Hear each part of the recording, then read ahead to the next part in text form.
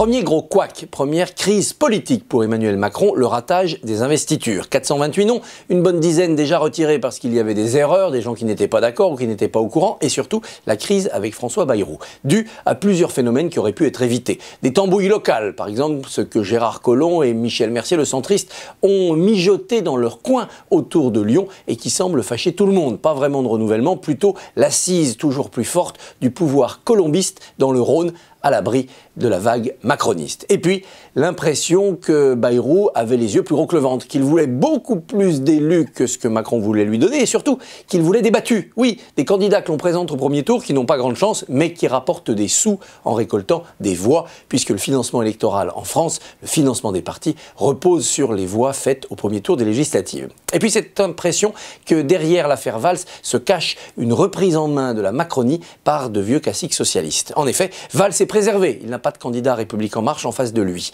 Mais de ci de là, à travers la France, les valsistes principaux, qui pourraient former un petit groupe autour de Valls à l'Assemblée nationale, ont tous un adversaire macroniste. Donc ils auront des difficultés à être élus. Valls, s'il est député dans un mois, sera un député isolé, qui sera à la fois boudé par les socialistes et boudé par les macronistes. L'affaire Valls n'est pas terminée. Oui, on a l'impression que Macron s'est laissé aller à reprendre des vieilles pratiques et parfois aussi de vieux entourages du Parti socialiste. On me dit qu'il y a beaucoup d'assistants parlementaires. Tiens, c'est intéressant. Il y a sans doute une promotion financière à passer d'assistant parlementaire à député, malgré l'affaire Pénélope. Bref, cette histoire d'investiture n'a pas fini d'empoisonner les premiers jours d'Emmanuel Macron à l'Élysée. Il lui reste 135 noms. Non, 149 disent d'autres. Non, beaucoup moins, disent les troisièmes, puisqu'il y aura des circonscriptions réservées où on épargnera des candidats LR ou des candidats UDI. Ils n'auront pas de En Marche en face d'eux. Bref, alors que nous sommes à 48 heures de l'intronisation d'Emmanuel Macron à l'Élysée, du côté de la majorité présidentielle,